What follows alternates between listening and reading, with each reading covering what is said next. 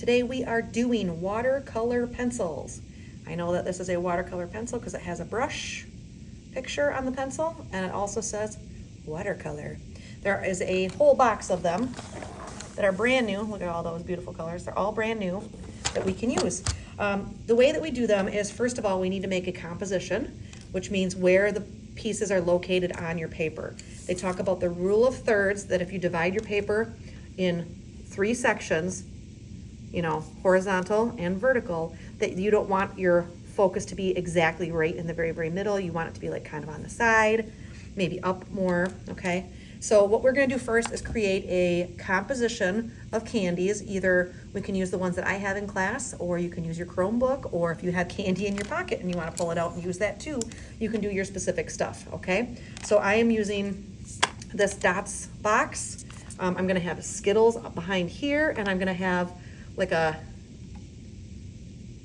Smarties thing back there, and then I'm gonna end up putting some M&Ms down here. I didn't draw the rest yet, but I did draw the start of the D here. What we're doing is drawing all the details on here. I'm gonna get in this little ribbon that goes here. I'm gonna get the dots up in this section, that little brand up here, because I want it to be nice and bright and lots of details. So I got the D done, and I used some watercolor pencils to shade them in. So they work just like regular ones until you get to the end and you're ready to do the watercolor part. Please make sure that when you have these pencils, you don't drop them, you don't bang them on the table, because inside of here it has this color that goes all the way through, and then the pencil is encased on one side and the other like a sandwich, kind of like that. So if you drop these, the pencils will break inside of here. So every time you go to try to sharpen it, it won't end up sharpening. So the more gentle you are with these, the longer they're gonna last and more people can use them, okay? So what I did is I started with my darker color. This is my blue, it says right on there.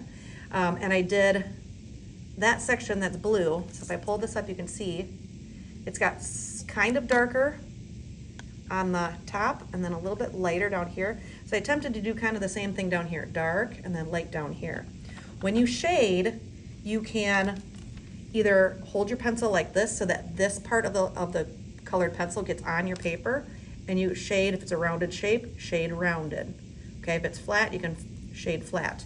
And then I took this colored pencil because there's a little bit of a orange underglow underneath there, and I went like this, and then I did my yellow after that.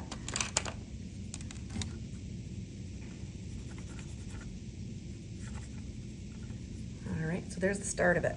Once you get the whole thing colored in, you can grab a brush. So these are the brushes that I say that we should use. This one is called a flat brush because when they put this part in here, they squeezed it flat. This one, we can take the cap off. That was just for shipping.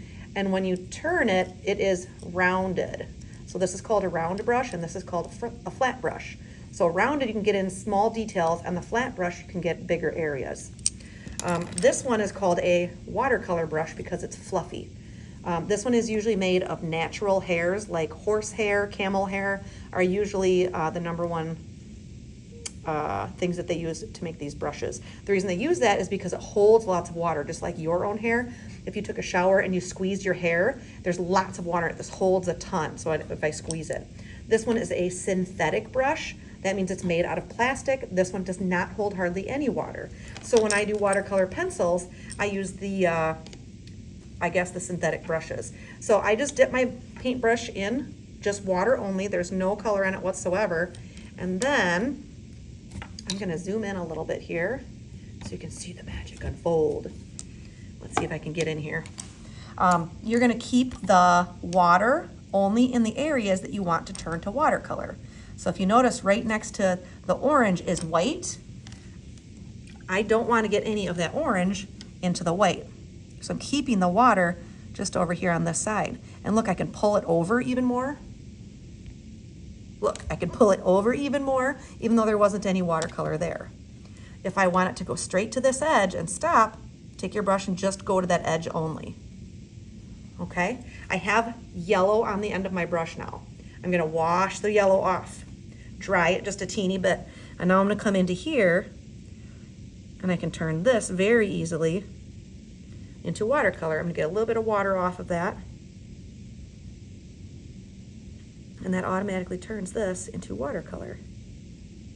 I'm trying to stay in the lines here, huh? Okay, now what we have to do is called hopscotch. So hopscotch means I did this purple part, I hopped over the white, and then I did this part. I don't want to do the orange if it's touching the purple, or the blue, sorry, the blue, because then the orange is going to mix with the blue. So like, for example, I just did this blue section. I don't want to do the D in any color, because if I did the D right away, I would have to, it would blend together, okay? So if I did yellow here, the blue and the yellow would mix together and be kind of a gross color. So what I want you guys to do is to hopscotch. So do the blue, hop over, do the orange. Don't do this part on the edge of the box, hop over to the background, whatever color you want that to be. So you're hopping, hopping, hopping from one part to the next, okay? And that is about all about watercolor pencils. Have fun.